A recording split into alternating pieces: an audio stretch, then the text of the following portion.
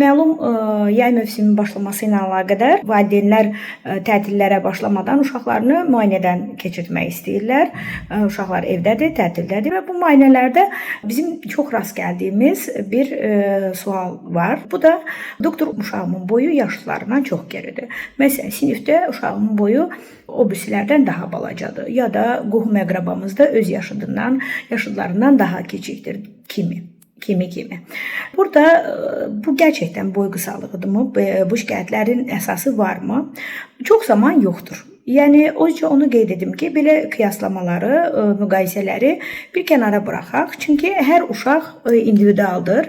Hər uşağın bioloji inkişafı özünə məxsusdur. Biz bunu dəyərləndirmək üçün biz varıq.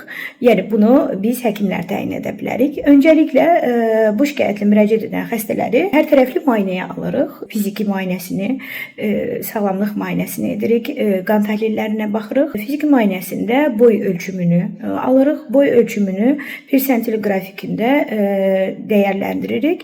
Əgər persentil qrafiki üzrə 3 persentilin altındadırsa, ki bu da tək başına yetərli deyildir və daha öncə ölçülübmü, daha öncə nə qədər olub, son bir ildə boy inkişafı nə qədər olub, ən son bir il içərisində boy inkişafı nə qədər olub ki, burada bir rəqəm vermək istəyirəm sizlərə. Xüsusən 3-4 yaşından 15-16 yaşına qədər uşaqlarda biz illik boy artımının 3-4 santim aşağısında olmağı gerilik hesab edirik. Belə olmamalıdır, yəni 3-4 santimdən yüksək olmalıdır. Bu kimi nüansların hamısını qeydə alırıq.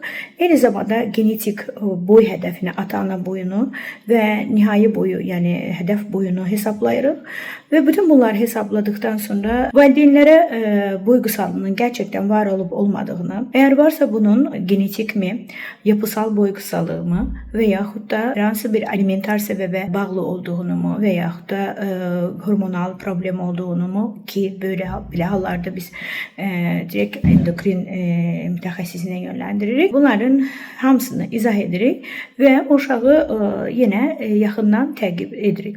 Yəni, uşaqlarımızı ağızdan, qulaqdan dolma məlumatlarla təqib edəcəyimizə, onlara boyu balacadır və yaxud da normaldır, azdır, çoxdur. Bunları internetdən, yaxud da televizordan, qonşudan duyduğumuz məlumatlarla dəyərləndirməyə və illik kontrollarına sağlam olduğu halda da belə illik kontrollarına boy, çəki, lazım olan qan təhlillərini etdirməklə illik kontrollarına mütləq götürək.